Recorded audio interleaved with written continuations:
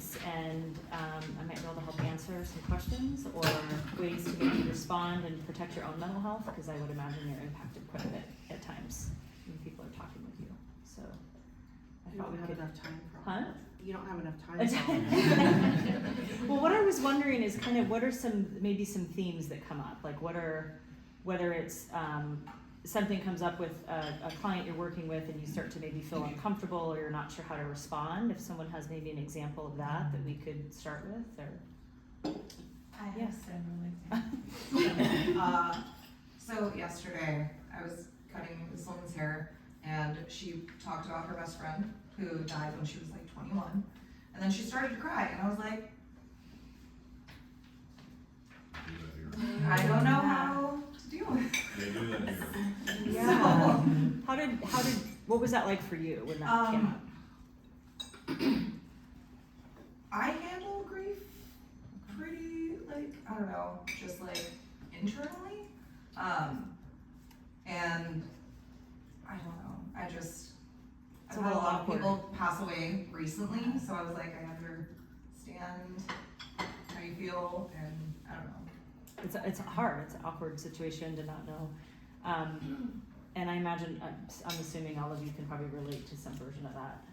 So sometimes in those moments, listening to yourself and noticing if it starts to feel a little bit uncomfortable or you're kind of almost not quite sure what to say, being able to just validate, just like, that sounds really hard, that sounds really difficult what you're going through, can I get you a cup of tea, is there anything, kind of the idea of just putting it back on validating what their experience is, because it's not on you to solve it, it's not on you to fix it, and in a sense it's not on you to put them through an emotion or force them to feel a certain way. So this idea of simply just holding the space and validating where they're at, so you're not taking it on yourself. Does that resonate at all? I remember too, I think it was Jordan did a class a couple years ago that she would really emphasize like letting there be silence. That like we as service providers don't have to fill that void. It's like it could be more important to just let them go through their emotions and hold space for them and validate and not engage as much as Yeah. we would as like with a friend or with, you know, somebody that you want to kind of dig into things in a way with. It's like you don't have to even relate in your own personal way. You can just let them go through the process. I agree, because I think there's this, have any of you noticed if you start to engage, you kind of carry it with you, or you find that it just weighs on you? How does that impact you at the end of the day when you're done working? Yeah. Yeah. You Well, tell how do your you take family care of that your you own can't- self? they What was can't- that? I said you tell your family they can't talk to you for an hour. Or sometimes the whole evening. Yeah. Yeah. Yeah, no, that's, it's a lot. I mean, in some ways, it feels like you should have like automatic training to be a therapist when you when you do this. Well, what are some other things that come up? What would be, either for yourself, like how do you take care of yourself, or? I was gonna say, one of my like most challenging clients, I think, has mental illness that's like undiagnosed, or she doesn't just express anything to me, but it is wild to try to like just be there with her. Like she's inevitably, no matter how much practice I have, to just be like, okay, here's my big, huge like barrier of like, do not cross this line. It's just always like inevitably for years, just like, okay, she's coming in. It's the worst. Oh, so you feel it almost before, just kind of like this dread. Do many of you have clients like that you? Yeah, at least one. Well, that's we got a zinger on that. How do some of you deal with it when that comes up? What do you do? Psych myself up before I have to see them, be like, okay, it's only 45 minutes, it's only 45 minutes. What is it, I guess maybe, what type of things, maybe not necessarily the content or stories, but what is it that comes up that's that uncomfortable or hard to get through? I think sometimes it just like feels like they just suck all your energy out. Got it. Yeah. Like they just take it all, Yeah. no matter what it is, and you just gotta be ready for it. And then they're like, Yeah. and you're like, You feel like you're like, I was just carrying this big bucket, thank you. yeah, thanks. Yeah. Well, what is some of you, oh, go ahead, you had a. I really struggle with the people who are sort of inauthentic in conversation, that they're sort of like putting on like a facade of who they are, like that is very energy sucking for me. It was like you could 'Cause- see it. You see. Yeah, it's like, because I can really go there in a conversation, and so when it's just surface the entire time, like it's just Yeah, the weather's menial great. menial chit chat, yeah, I'm like very drained by that Okay. afterward. Yeah, that's my Yeah. struggle. The people who suck it out of me are the people who just can't have You a can't get deeper, deeper authentic or- conversation. okay. Yeah. Yeah. So it's a Mhm. little different. Anybody else have anything that kind of takes? Mine are the ones that you never seem able to please, but they request you all the time to say you're their favorite hair subs. Yeah. But you never make them happy. But you Yeah. feel totally confused. Yeah. Yeah. Completely confused with. Yeah, I know it's probably mostly them, because Mhm. why would they keep coming back? Yeah. But like, that gets very draining. And they're giving you feedback when you're working with them. They're not liking stuff or something. Mhm. Oh, nothing I do is right. Yeah. Mhm. Okay. And you Yeah. just smile through it and try to make them as happy as possible. That's hard. Yeah. How about for I was you? say along with us, some clients who just have very low self-esteem and confidence, and you can sit there and build them up for an entire hour, no matter what, sad about Mhm. anything. And then you're giving There's all that no- energy and feeling Mhm. kind of depleted at the Like end. there's nothing you can do. Yeah. That's a lot.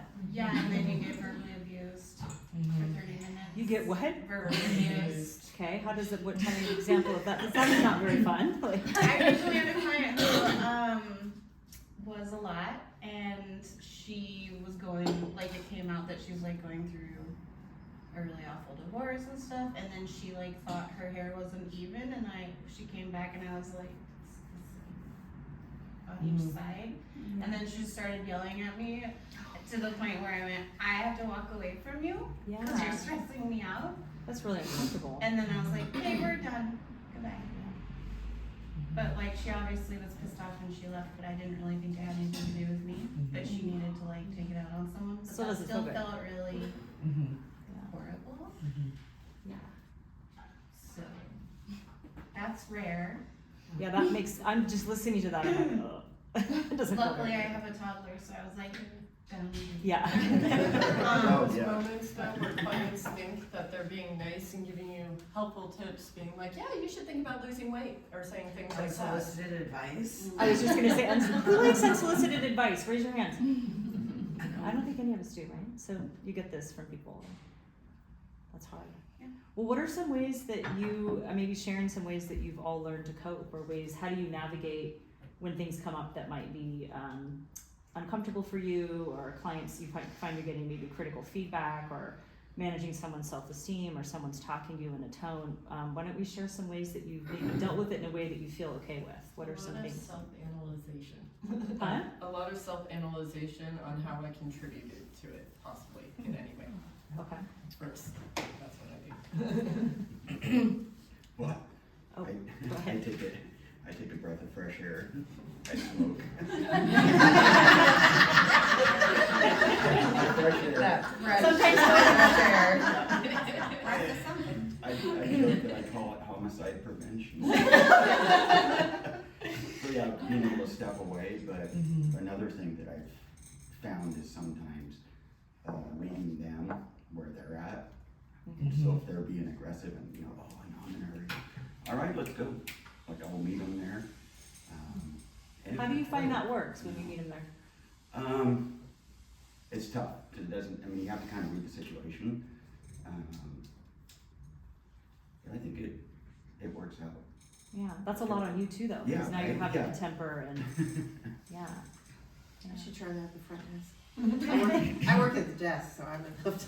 Did you say, yeah. Sometimes I would love to meet them the same energy they are. You're just wishing everybody's relaxed when they came in, so you could just chill. Or they don't wanna complain. I usually just smile and keep smiling and breathing, and then usually I walk away after they're gone.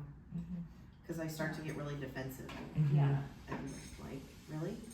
and I wanna come back to defensiveness in a minute, but I know you had a comment. When I deal with difficult people, people who are rude, I generally just remind myself that like, unless I know that I've done something that warrants that kind of reaction, it's something to do with them and it has nothing to do with me, and so I try not to absorb that and let it follow me past that interaction. Does that work well? That sounds like that's a good way to remind yourself this is about them, and you're feeling like you're professional and you're feeling like yeah. So this idea of defensiveness, I want to bring that up. That's something that you can start using as an indicator. If you're working with a client and you notice that you start to feel defensive or you start to feel like something's coming at you, and starting to recognize that there's something in the dynamic that's starting to impact your mental health. You're starting to take something on, you're starting to recognize that it's impacting you in a way that doesn't feel good, and using that as an indicator to essentially put it back on them. You know, you can go to, even though you don't like the small talk, that might be a good time to go to the, you know, shifting gears, you know, just simply, and not to say be a therapist, but the idea of just validating what they're saying, trying to shift, doing something where it's not taking so much from you. But that sense of defensiveness that's coming up, that means that it's kind of gotten into you, it's gotten into that space. So a way to, back to that validation where if they're sharing a story or they make a comment, you know, to you, it's like, oh, okay, great. So what would you like to move on to the next step? Do something where you can put it back on them, where you can start to protect that space a little bit. Does that make sense? Kind of that, because defensiveness is definitely an indicator that something's coming up for you. And can impact your mental health. So if you're going through the day and then, I don't know if you notice, if you start to feel defensive with one client, you might feel more raw with somebody else and it can be like a snowball. Does that happen? By the end of the day, you're like, don't talk to me. Yeah, you're like, forget this sometime. I think it's a hard balance though with like being a professional. It's like you want to just be like the best at their hair or their skin, and then inevitably you end up like knowing these people. So it is a hard balance to not let, if you have clients that you don't absolutely love them as people, but yeah, you've known them for 10 years and they say these things, you're like, oh, like it's hard to not let it sometimes, like to remind yourself that you're not there to be their friend. You're not there to agree with everything they're saying. And so it is that like, you gotta like stay on your toes about what your priorities are as a professional before you're there in a conversation with them. It's a bit of a dance, right? And there's also that dynamic of so much of your work is creating that bond and connection with someone. And I mean, it's this balance of being both, you know, connecting with them personally, doing this. So there's a lot kind of that dynamic that goes on. But yeah, no, I definitely empathize. And there's also that, at what point can you say, hey, that didn't land? Like, you know, you're like, how do I balance that? Yeah, and so I think it's a lot of listening more to yourself and what can you do for self-care, recognizing that, you know, like you said, the idea of the professionalism or the, you know, this isn't about me, this is about them, but it doesn't mean it doesn't land on you, and it's okay that it does. But how do you take care of yourself when it does? So let's say something got to you with a client, you're, you know, feeling kind of overwhelmed. You mentioned going outside, smoking one, maybe several, depending on the situation. But what are other ways you take care of yourself? Like maybe in between sessions, you know, what are things you can do? You mentioned what, you know, kind of reminding yourself it's not about you, it's about them. You step away sometimes. What are other things you can do? I've had a couple clients that I feel like I literally physically have to like brush off energy, like just get it. Just so it's not me, like get it off. Yeah. So I don't take it to the next person. Does that help? Does it? Yeah, there's some kind of like mental energy clearing, some like physical something about it. I have to, at the end of my day, I'll shut the door and like, okay, I'm done. But yeah. No, I think that could be really powerful. Anybody else? Well, I think a lot of times we don't have time to do anything. Okay. We have to be like, That makes sense. okay. Yeah. Because they're like, Gotta walk in the door at home. So it kind of goes from one to the next, so then you can kind of carry that. Yeah. Well, then it ends up later that night. You're running your whole day through your head. Yeah. Because you didn't have time to process it. 'Cause you had We have a great room in the back to bitch to each other. Yeah. I was just gonna ask, like, where do you get to go and vent? So whoever has a moment, how do you do that? Are you able do have a to? big group of people where you can Good. let it out to other people just to be like, Because that's really is it important. me? Am I really sick? You know, like somebody else will go, it's okay. Yeah, good. So you have that ability to. I feel like we all have each other's back. Like when I was legitimately being like verbally assaulted, everyone came over to be like, we good over here? Or Yeah. it's like, yeah. Good, and that's really important to have that team support. It can feel really isolating without that. Yeah. I think because our days can be so just like jam packed, like hair attached to me, like back to back from client to client to client, and you don't always have time, like we're saying, in between to like regather yourself. For me, it's like setting myself up before I even get here to be in the correct like mental space to like know what my boundaries are, what I'm willing to let get to me, what I'm not, and then like listening to a podcast or whatever music suits me that day to like be ready to be To start here. your day. Yeah, and Almost know like that- Rocky, or is it Yeah. like me? Yeah. Rocky, Yeah. that's right, like, Yeah. Yeah, like whatever, like it might be listening to a funny podcast that day, or it might be listening to like music that's really calm, or maybe my commute is quiet and I just am quiet, or whatever I kind of am feeling that day. So that, because I know if I look at my day ahead of time and it's like I'm 200% booked because I'm double booked all day long, like then, you know, I'm not gonna have that time. And hopefully you have, like, sometimes it works out really great that if you do have like an energy suck client, your next client is like the best. And then, you know, God, it could rejuvenate it you a can, little bit. yeah, which I mean is not a guarantee, but that's nice too. So you can kind of, and sometimes you might look at your day and be like, oh gosh, it's a bunch of And I like energy can mentally sucks, or- prepare for like, oh, but then I'm gonna end my day with this person, and that's gonna be so great. Like, Yeah, because right. we're gonna have an That would be awesome great. conversation. Yeah. Is there a way to curate? Can you start? I may get this random thought, but as you're scheduling out, can you have somebody like, why did you come in again at this time? Like figure out how to have this like where you kind of have like an ebb and flow through the day, right? That Yeah. would be nice if you could do that. But yeah. But some things, you know, so since you're kind of running from session to session, so starting a little bit, you guys have probably heard the mindfulness aspect of things. Have you? Yeah. So I look at it a little bit more just like practical applications. So when you're noticing things like defensiveness, if you notice somebody feels ick after, you know, after you're done with working with them, paying attention to some of those things so you can maybe look at it again at the end of the day. Be like, hey, that was interesting. The self-awareness, what did I learn from that? What was it that was uncomfortable for me? What can I maybe do to protect myself next time? So starting to kind of learn how you, putting it back on the person by just simply reflecting back to them. You know, a comment that comes at you that feels critical, letting it go by you and moving on or shifting gears. Learning from those experiences so you're not having time in between, but really trying to reflect at what you noticed from your day so you can start to learn what's coming up and start to, some of this is just an experiment, trying different things, different ways of responding so you can start paying attention to how it impacts you. Because it's a bit of an art and you will still be impacted, there's no way around it, but learning ways that you might be able to respond differently so you're impacted less for some circumstances might give you some more bandwidth for others. Does that make sense? That idea of that? So, and then in between being able to, if you notice an overwhelm, just taking a quick reflection on, which you might not be able to, it might be like a breath where you go, okay, that felt awful, note to self, I'll look at that later. But being able to take a breath or an awareness just to start to have that awareness of what's coming up for you. Because that can be really powerful when if you notice there's a theme, then you can start to figure out how to address that different. Yeah. What else comes up? With mental health or I'll say having dogs come in here really cheers up my day, especially if I've had a bad one.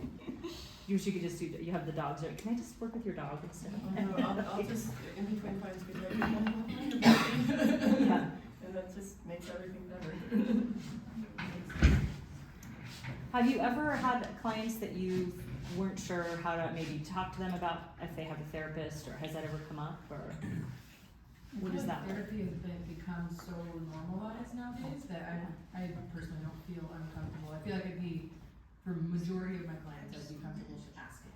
Yeah. Have you gone to therapy? Have you thought about therapy? Are you in therapy? I feel so many people are so comfortable with just at a minimum answering that question. I don't feel like it's like intrusive nowadays to just. That makes me so happy Because because it's so normal to have to be to, in therapy. like, going. any Gen Xers here, because it was not normalized growing up in our like, that was not. I think that's great. So the idea of being able, if you're noticing, again, that observation you're making in between sessions, at the end of the day, if you're noticing some consistency and you're like, you know, I think that this person might need something more, then you're able to have awareness when they come in next time, like, hey, do you have somebody to talk to? Or, and I'm happy I can email you, I won't just give you my info, I'll give you a list of some therapists in the area. And I have a group practice, it's all online, but sometimes, depending on fit, but I can give you a list of something if that's helpful, and that might be good to have like at your front desk or something that could be. But like, you could definitely run into someone taking that the wrong way too, right? Yeah, you absolutely Offering can. it.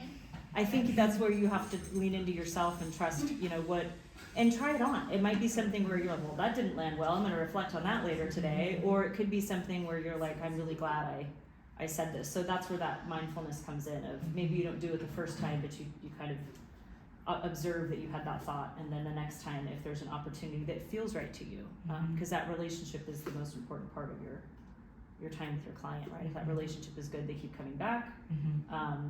But if you tell them they need a therapist in the first 5 minutes, they might not come back to you. So, What kind of I think you could use a therapist. So figuring that out, is that something that, would be helpful if I sent over a list of names or something? Yeah. Or at least places they could go for resources and stuff, so. Yeah. I think sometimes it's hard, even though we know, and we know the tools, we know the things that we should do. But I think sometimes in the moment, off day, personal stuff, all that stuff, to allow to get in that place, to be open, or like allow clients to not then like push a button. So I think sometimes just depending on the day, it's really hard to stay in the spot we're supposed to be in and not slide out of it for other reasons, maybe that don't have to do with client. That is human, and that's completely okay. And having compassion for yourself when you're in that is okay too. So you're like, I'm not having one of those days, I don't have the patience for this mindfulness crap, this is not gonna work for me, I don't wanna pay attention, all this stuff sucks, I'm going out back to have stuff. So that's okay, just having, that's when you need more compassion for yourself. It's okay that I'm not on my game today, it's okay that I'm feeling off today. It's okay. And so being able to be kind to yourself is where that's going to matter the most, is having that compassion. You don't have to be on all the time or handle Well, these we things. kind of do because that's our job with our Well, you can be on, what did you call it, inauthentically on to get through your day, but if you're really, there's something going, and I mean that kind of joke, but the idea of there's something going on inside for you, just having that compassion and knowing that you might miss some things, or you might notice things are landing differently. And you might not be as you might not be able to offer, therapy or push back on them, or things are landing, and just noticing that and being really kind to yourself. It doesn't mean you will necessarily present different to the client, it just means you might carry things differently, or might have that. Does that make sense a little bit?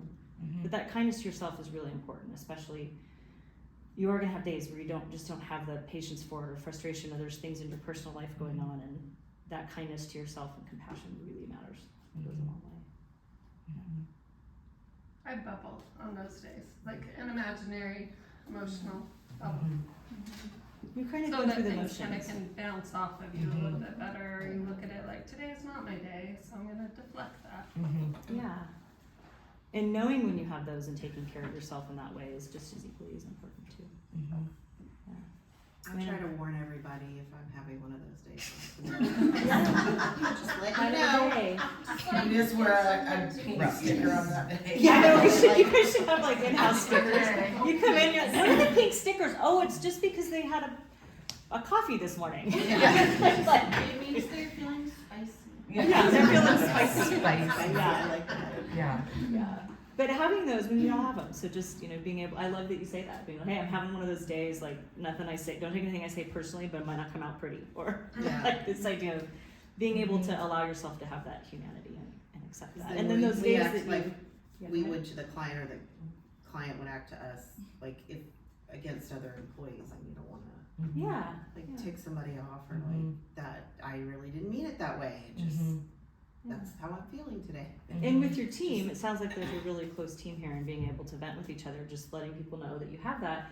But I mean, you're all professionals here, so when you're with your clients, you might fall off and you have your bubble, or you do something and you're getting through, you're just not really feeling chatty that day. And so you're like, your clients might not notice anything different, but you're taking care of yourself by kind of getting through your day and, being kind to yourself and leaning on your peers. And Sometimes I even acknowledge it to clients, like, hey, I'm having like a really introspective day today, so I might just be a little more quiet than normal. Perfect. I also think sometimes if you just are a little quieter that day because of whatever is going on, I think we underestimate that, like, the clients like that too sometimes. Like, sometimes they don't need us to just be entertaining or super chatty or bubbly or whatever that day. Like, sometimes they might like the break and the quiet and to just look at their phone or a magazine or whatever, if we just like kind of allow that space. And if they want to talk, they'll talk. Yeah. Like, we You don't do always have podcast to initiate. Tuesdays? You're Yeah. like, everybody listens to podcasts Yeah. today, nobody's talking to your clients? Yeah. Yeah, because like sometimes I think that we don't have to always be initiating the conversation. We can let it unfold naturally more than we, I think, often default to. You often feel like you're responsible for kind of keeping Yeah. things, yeah. I generally think most of us feel like we have to fill the silence or be, I don't know, like a source of entertainment as well as like a service provider, like that's part of it. And I think that sometimes we underestimate that they might like it quieter that day too. Yeah, I think that's fair. And it's you're playing two roles, right? You're socially trying to connect with them, you're Yeah. professionally trying to provide a service, and then you're trying to overlap that component as well. Yeah.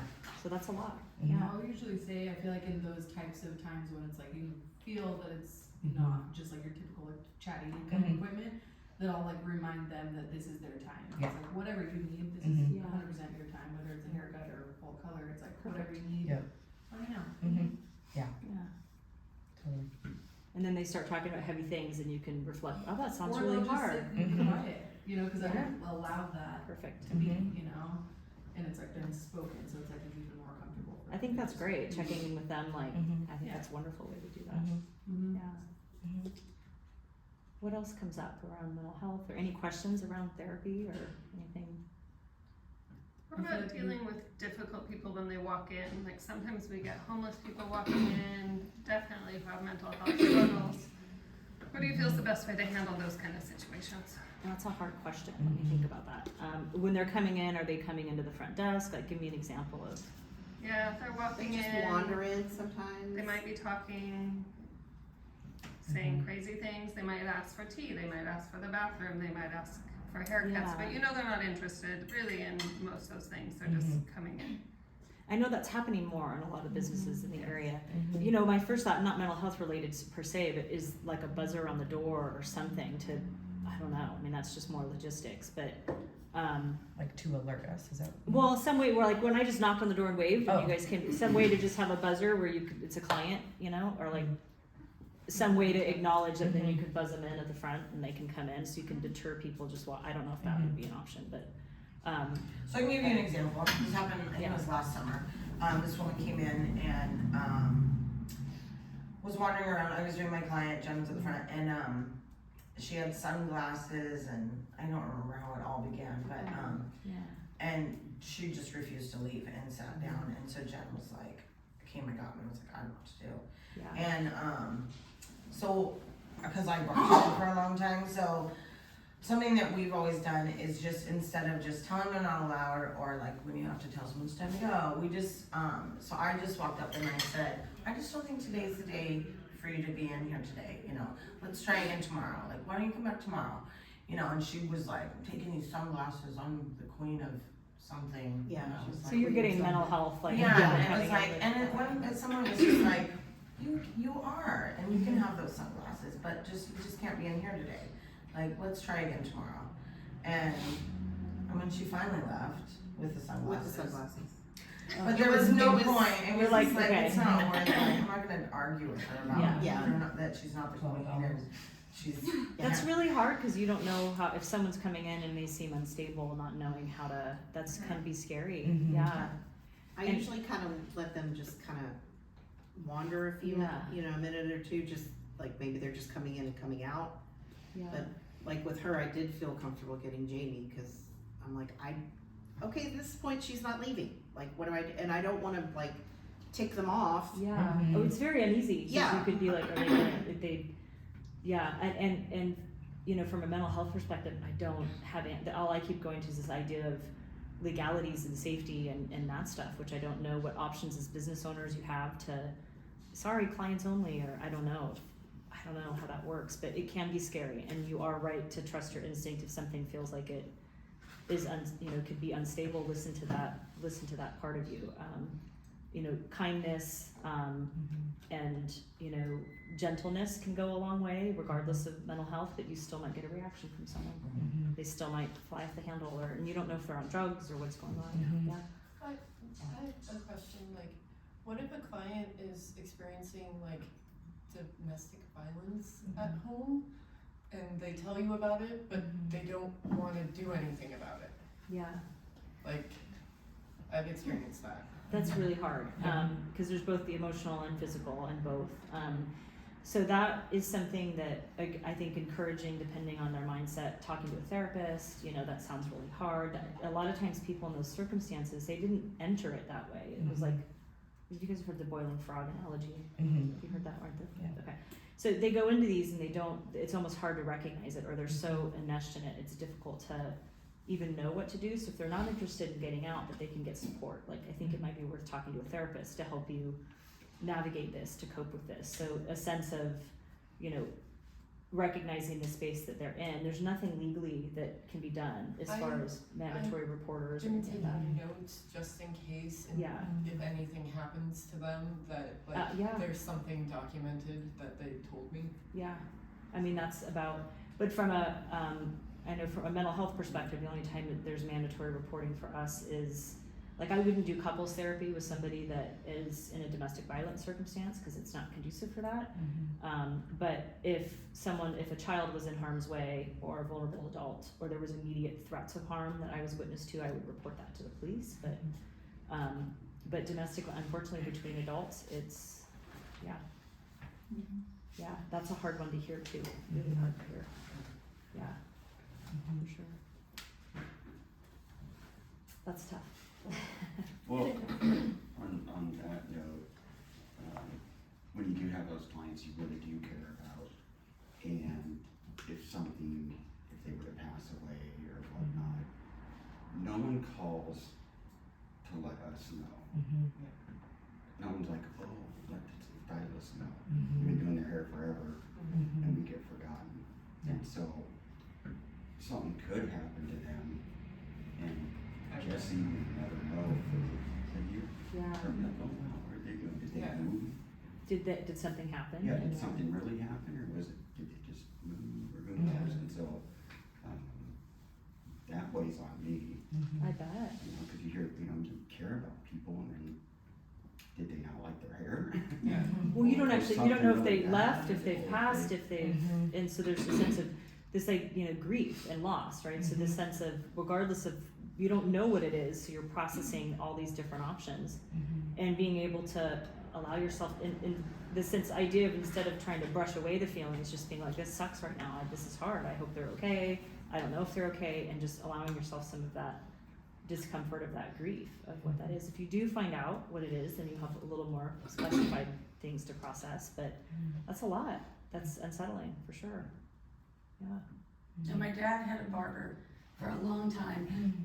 I didn't even know that it was his barber till I started taking care of my dad. And dad passed a few years ago, and I was driving by one day and the barber shop was open. I was like, oh my gosh, I need to go tell. Yeah. And he was so happy that I came in, because he loved my dad, and he was so happy. He goes, oh, I've been wondering, I thought that might have happened. Yeah. But because you guys don't get any, I didn't even think of that. You get nothing. You've no. Yeah. These people mean a lot to us. That's really hard. Yeah. How do you process your grief when things like that come up? What do you do with it? You laugh? Okay, that's fine. You don't process it? Yeah. Yeah.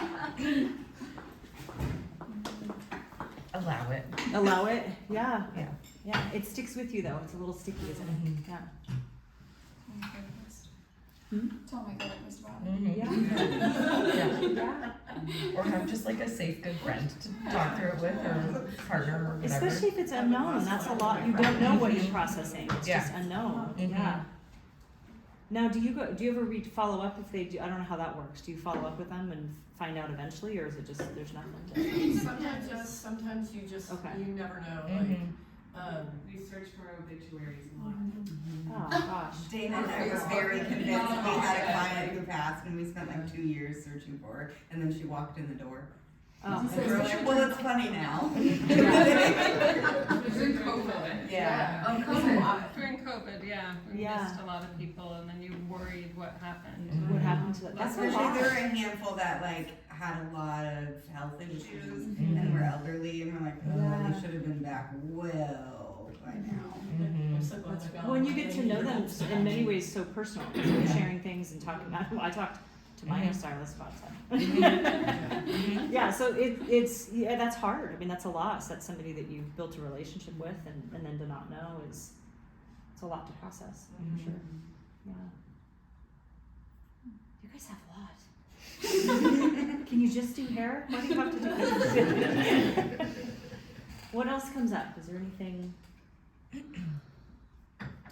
I've had like maybe 3 or 4 clients in the last few months that are going through gender transition, which is really, so far they've been very special visits. Like they're very,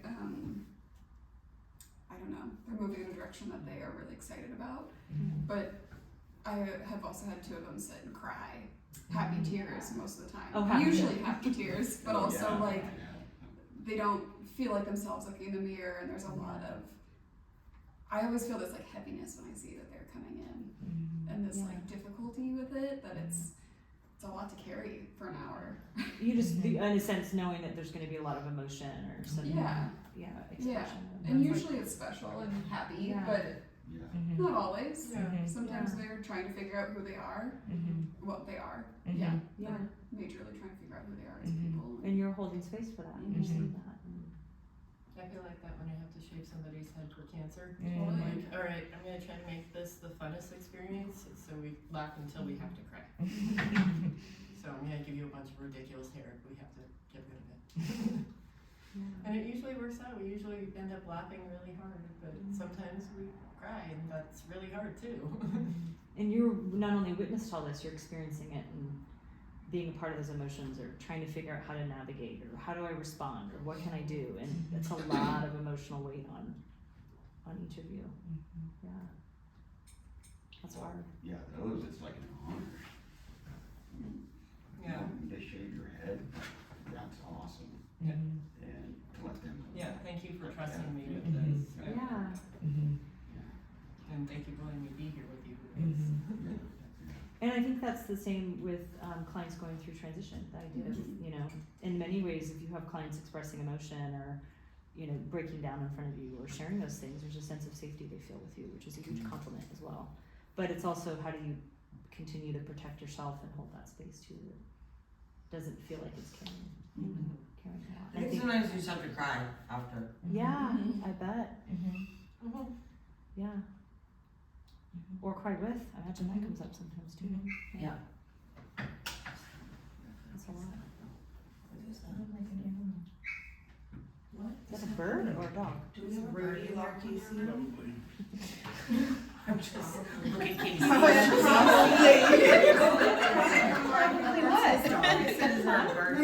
There's a dog here? It sounds like maybe. Fire.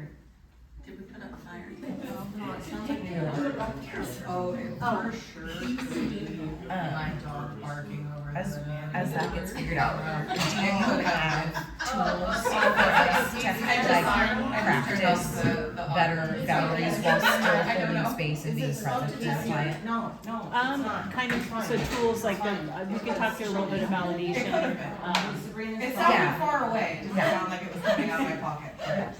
I don't know. It could have happened. If it happens again, I guess. Yeah, I just think boundaries are the hardest thing Boundaries, it's hard. for almost anybody. Well, and you get, and in many ways, you kind of get blindsided. You don't know what people are talking about, so it's hard to know what space to hold. Yeah. Yeah, so I'm just curious if you as a therapist have.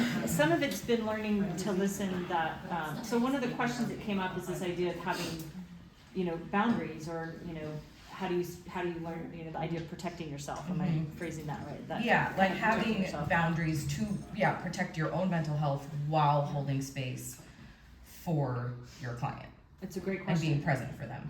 And it goes back to that that idea of mindfulness. You have to kind of learn what's coming up for you to know what boundaries to set. So at the end of the day, if you're like, gosh, I'm crying, or I'm feeling really, this was really hard for me. I felt blindsided by this topic. Noticing if you get more aware of what's coming up for you first, you can start to recognize whether it's defensiveness, discomfort, this is really uneasy for me. You're able to start to know that if you need to try simply just validating, that sounds really hard, this is really difficult, can take it off of you to try to solve, because you're not there to solve. So this idea of being more and more aware of those signs for you when it's starting to push into your space is that first step for that. Validation can go a long way, just simply holding that space. Yeah. What if a client starts bringing up triggers for you, like trauma triggers and stuff like that? How do you That's a great question. Maybe give me an example. Is it just the content or? Either content or the way they're talking to you or interacting. It just with is you. activated. Yeah. So two things. One is that, again, back to the idea of being aware when you are triggered. So if most of us have trauma in some way, big or little, and when you're activated, if you have that self-awareness, you can recognize when you're activated, but you can't quite turn it off. It just kind of has to move through you. So when you recognize that activation coming up, that idea of self-compassion, I'm being activated right now, I'm actually in a safe place, reminding yourself of your environment, being grounded, and really trying to shift gears, shifting topics, doing something to get away from it. But when you're activated, the hard part with trauma is when you have a trigger, it can really just sit with you, and even if you shift gears and you change gears, you might still feel activated. So it's important to acknowledge that and honor it and be really compassionate to that, because you can't just make it stop. I wish you could. I wish you could be like, hey, switch off, but it can't. So if you are noticing you're activated, the shifting of gears, reminding yourself, I'm actually in a safe environment, I have control, I can step away, this is actually triggering me, how can I shift gears? Do I need to step away and go use the restroom? Can I go grab a beverage? What can you do to give yourself that moment to catch yourself? And then really take care of yourself that evening when you're done, recognizing it was a trigger. You can't avoid them, but you can try to shift gears and take care of it. But that goes back to that self-awareness, really learning the difference for you when you're activated or not, because we respond differently when we're activated. And you can feed into your triggers by responding from that activated place, or you can kind of baseline them where you're just feeling activated, but you're observing the activation, but moving through your day and like, okay, this is like almost like an open wound or something, where you're like, okay, I'm realizing that I'm feeling reactive, but I'm okay, I can get through this day. Does that help with that? I think sometimes, Chelsea, like I'll drop my comb and just say, I have to go grab my comb, and then just walk away, so when you come back, you can just start a new topic. And just, so the topic's totally changed. That is genius. I was just gonna say, that's now we're brilliant. just gonna watch you every time you I drop a lot of combs. I know. I think that is brilliant. Do that. Yeah. Jamie's gonna be throwing. I'm gonna totally come in next time and be like, who's dropping combs?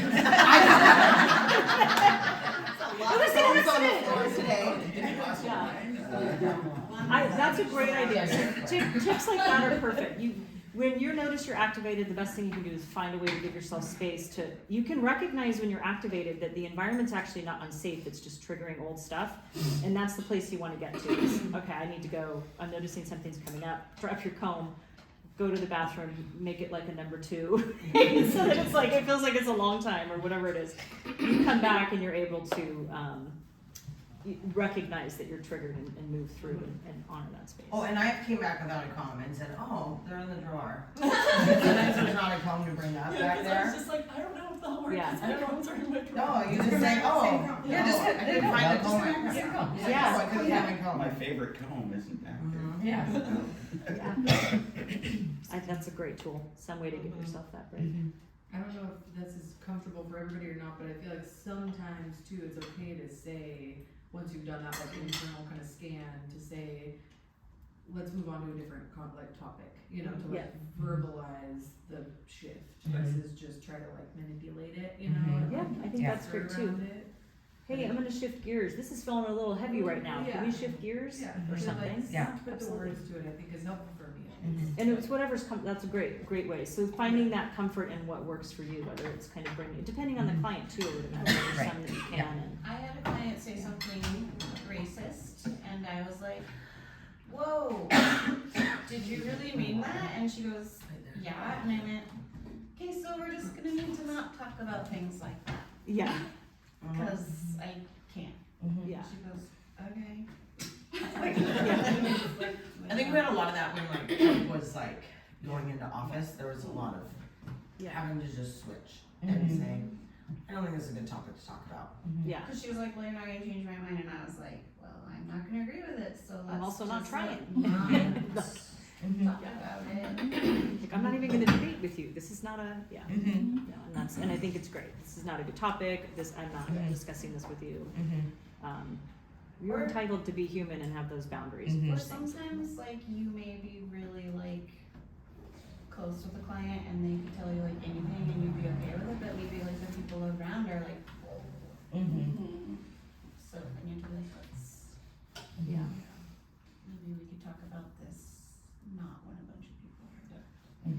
Or in husher tones. Even then, I think, like, it's important to read the salon. It's hard when you're sitting in the chair and all the noise, you're like, blah, blah, blah. You don't realize that everybody else can hear you talking when you're a client sitting in. Yeah. People are yelling at the sheets all the Yeah. time, appropriate stories, and you're like, person next door is like, Let's just save that, just save Yeah. it for later. Head massage. That is interesting because I've noted I'm deaf in one ear, so there's times where I've been like, I'm probably really loud sitting here. And I can hear me in the room. Well, I used to have a lot of weird, sexual comments or comments about my coworkers from, mostly guys sitting in my chair. And that's a tough one. Yeah. It's like, dude, Simmer down. yeah. Yeah. Or the people that wanna tell you about their sexual exploits on the weekend. Like those people that come in like that, like they're just like, you've never seen them before and they're just like, oh Just yeah, wanna talk about it.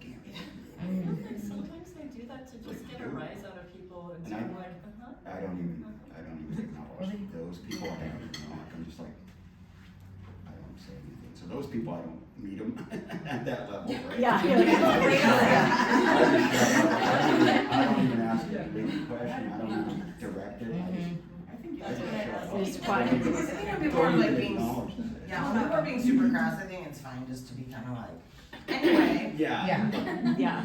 like, it's okay for them to realize it's inappropriate what they Yeah. say. You're dropping the whole How about bucket that down. cracking? Anyway, Yeah. moving on. Because they're just totally self-aware. Yeah. Yeah. But what if what they're saying is directed at one of my coworkers making a comment like that, like That's to happening shut it? here? Yeah, is that happening No, here? no. I'm like, ew. I've had, Cammy's like, yeah. You guys are No, at my last job, so I think here, not, but like shut it down and then like just if it comes up again, then it's like you're out, like you can't. Yeah. come I guess, back. I mean, Like, can you just be like, that makes me uncomfortable, cause Yeah. that's my coworker. Yeah. yeah, it's like yeah. What would you want to say? What would feel right to you to say? What would you like to say if that came up? yeah, like, dude, like yeah, no, and yeah, you can't talk like that. That And- sounds and- great. And if it continues, you. I think it's, Yeah. I think we forget sometimes that we can actually like say, no. That's No, not that's- gonna, yeah. that's not gonna fly here. That doesn't work. That doesn't, yeah. Cause it's hard, you wanna like, it's like, you wanna keep your client happy. Not at the expense of your own comfort either. Like that's where I that think it's a, really it can paying be a attention. fine line sometimes. Yeah. And maintaining a safe environment of the whole salon too. Yeah. I think you should say, yeah, let's go tell them right now. And watch them I get can really introduce squirty you. and uncomfortable. Yeah. Just call them over and be like, oh, tell her that. Yeah. Don't do that. So uncomfortable. Dad will shut that down.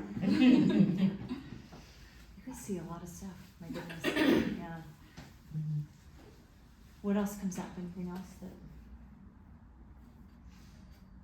What's the best way if you're at the front desk and the client's not happy and they do start to get irritated or whatever, like, I wanna appease them, but also I don't wanna like, oh yeah, we'll return it, or, you know, we'll give you all your money, you know, I try to diffuse the situation, but what's the best way to, like, oh, I'll have somebody call you back, you know, like, do you try to completely fix the situation then, or if whatever you're offering them or trying to work out with them is not working, do you just say, hey, I'll have the owner or manager call you and see what we can, you know, you can. No, that's not the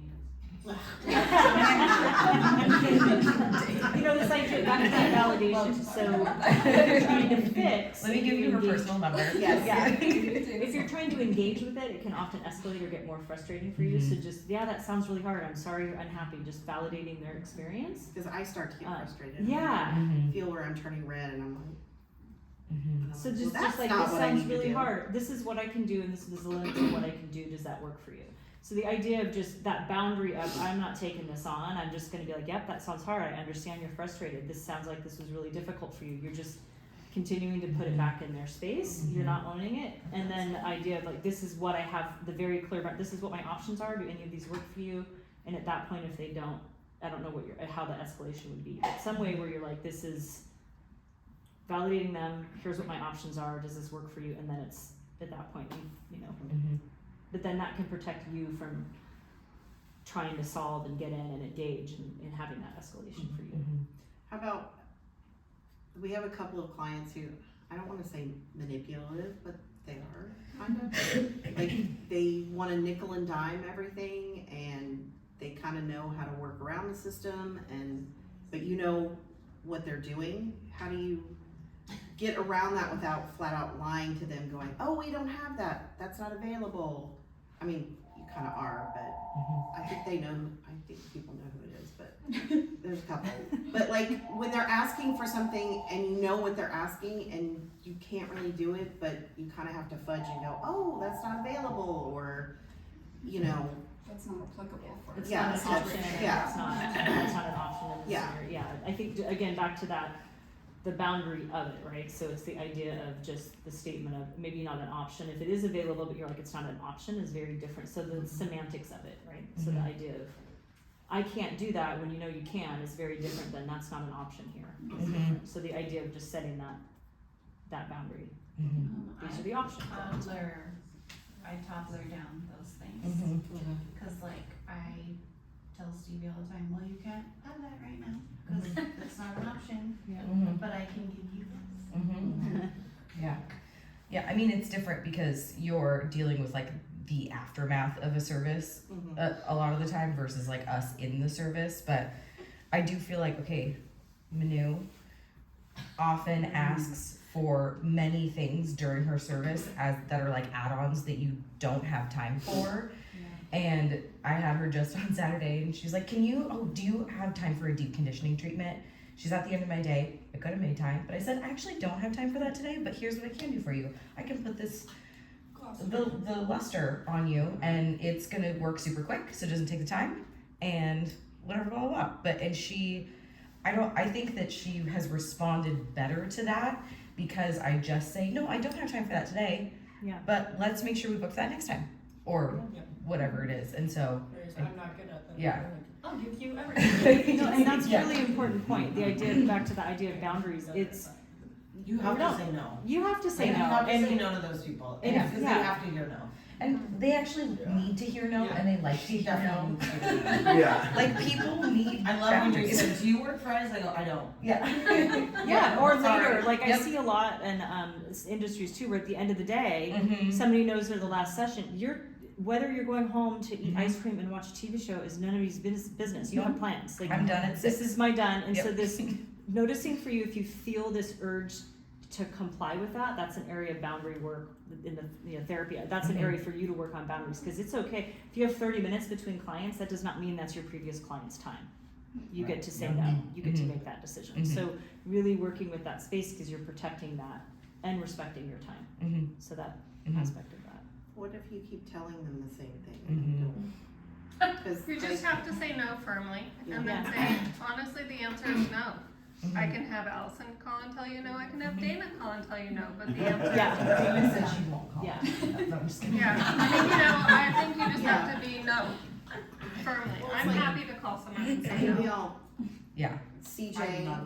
and I mean, at a certain Sally point- Kinsmiller was Yes. the one I had to deal with the other day, Yeah. because she was like, well, I only need 6 foils. Mhm. Is that less money and less time? And I'm No. like, no, this is the, like, This is the rate. this is the rate, because she nickels and and I'm like, Mhm. I mean, it's you know also how not much it enough costs, time for that. and you know what you do, and you Mhm. come in often, and if you can't afford it, then don't Don't come in. Mhm. then budget it. And Mhm. This is our rate, regardless of the number of forms that come in. Maybe, Yeah. like, maybe, no, I take it back.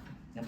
I'm not gonna It's throw it like a out there. rewind. Once I thought about it more, to say not that's- to put it yeah. out there. You can see that in front at the. Mhm. Yeah. Yeah. I also have a very hard time with clients who don't tip.